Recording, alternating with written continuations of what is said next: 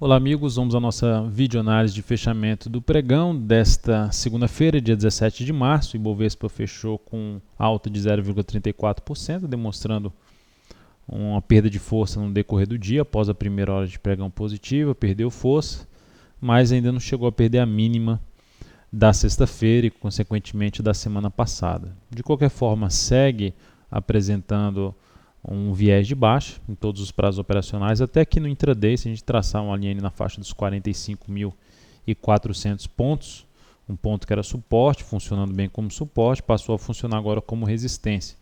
Então, para trazer qualquer sinalização positiva, teria que gerar algum sinal mais forte aqui para cima dessa região, para abrir espaço para testar um próximo nível de resistência na faixa de 46.200, ou desculpe, 46.120 a 46.600.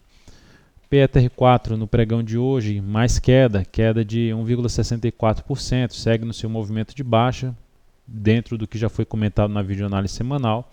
Não identifico ainda um cenário adequado ainda para pensar em compra na Petro, principalmente compra de swing trade, que seria, num primeiro momento, pensar em compra já acima dos R$13, abaixo dos 13, só se ela esticar um pouco mais esse movimento dela atual de baixa do gráfico diário. Vale 5 no pregão de hoje, apresentando uma queda de 0,38%, fechamento ali nos R$26, assim como o Ibov, perda de força após a primeira hora de pregão, abriu até bem com gap de alta, com um bom candle de alta, mas nada de fazer nova máxima. Então, para trazer também qualquer sinalização positiva, candle forte de alta nos G60, abrindo o pregão, com nova máxima após a primeira hora de pregão, seria algo um pouco mais favorável para a ação, mas mesmo assim ficaria com a resistência muito próxima pela frente na faixa ali dos 26,80 até aqui a região do gap 27,09, de 26,98 a 27,09, zona de resistência do gap de baixa. Então é um ativo que ainda também não observa uma possibilidade de entrar comprando aí contra a tendência. A Vale 5 não vejo nenhuma sinalização tão clara de entrada no ativo. BVMF3 terminou o pregão bem, com alta de 2,55%, formação aí de um fundo ascendente. A ação tinha vindo para baixo de uma zona de antigo suporte, que é, de antiga resistência, e passou a funcionar como suporte, só que ela veio para baixo e ficou ali abaixo dessa região de 9,97, 9,90 e hoje fechou bem acima. Fechou nos 10,04. Então é um ativo que iniciou um movimento de subida no gráfico diário e, visto isso, abre a possibilidade de estar planejando mais compra de day trade se ela tiver sinalizações positivas num gráfico de 10, 15 minutos acima dessa região aí de 9,97, 9,90, ou seja, usando essa faixa de preço como suporte. Próximo nível de resistência para a ação mais importante aqui pelo gráfico diário semanal seria de 10,44 a R$10,50. Marfrig, pelo contrário, na verdade eu botei MRV3, mas é Marfrig. Em MRV3 a gente falou na última análise, seguiu aí o que a gente chegou a comentar, mas a Marfrig, queda de 4,36% para baixo de 3,84%. A ação perdeu o que era ali um suporte, voltou a funcionar, o que era suporte ficou funcionando como resistência e volta a funcionar como suporte, e agora perde toda essa região e, no meu entender, não necessariamente já entraria vendendo o ativo aqui, com stop aqui em cima. Essa é uma estratégia que pode ser usada, estratégia de rompimento, mas o que mais me interessaria é avaliar os movimentos de subida dessa ação. Qualquer movimento de subida ali no intraday que venha utilizar essa faixa de preço aí em 3,80, 3,84 como resistência e uma sinalização de baixa num gráfico intraday de 60 pode trazer uma chance de venda na Marfrig nos próximos pregões. A RTR3, só lembrando que Marfrig é um ativo que está em tendência de baixa de médio prazo. Então nós temos a RTR3 com alta de 2,61%.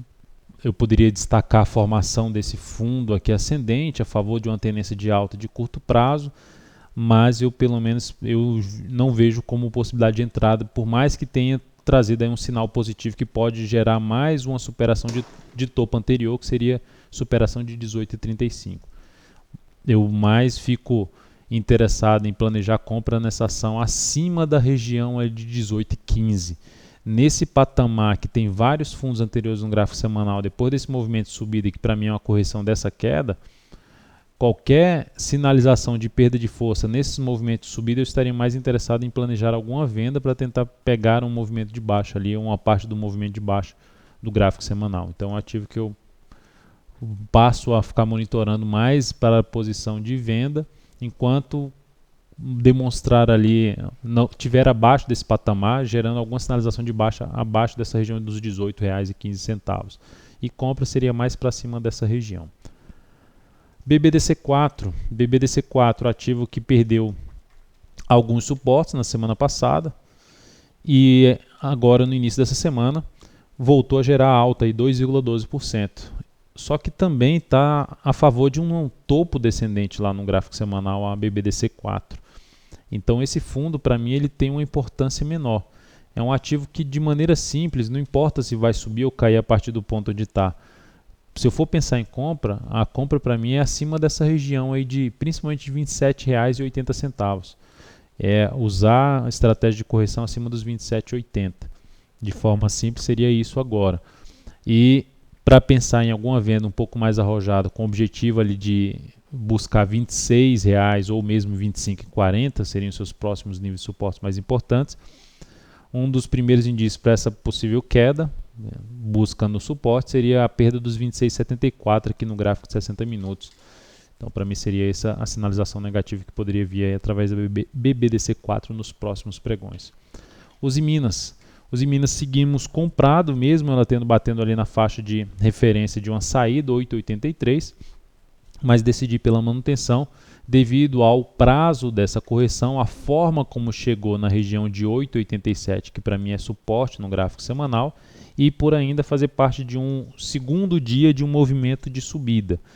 Não significa dizer que esse movimento vai se concretizar, ele vai vir aqui em cima. Pode até não se concretizar, mas a forma como ela chegou aqui nessa região, decidi por manter para aguardar alguma reação, vamos dizer assim, mais provável, seria uma reação positiva dentro de um prazo que ficou mais maduro para gerar um movimento de subida a partir de 8,87. Caso o mercado mostre, a partir do próximo pregão, que não é esse o caminho desse papel, venha a perder a essa mínima que até desse candle, que é de 8,81, aí seria realmente a saída definitiva dessa posição comprada em cima da Uzi Minas. TCSA3, mantemos a posição de venda, ela andou um pouco mais, essa posição de venda feita em 7,23. Coloquei o ativo aqui apenas para ressaltar que a saída agora não sairia mais, é o ideal não sair mais com prejuízo dessa posição. Por quê? Porque se essa ação volta para cima de 7,19 ali no intraday, já seria um sinal ruim para a posição comprada. Então, evitar sair perdendo já dessa posição, que já deu uma andada até razoavelmente boa, e o objetivo continua ali na casa de R$ 6,85. Então é isso, amigos. Muito obrigado por sua atenção e também pelo acesso diário ao nosso site daltonvieira.com. Grande abraço e até mais.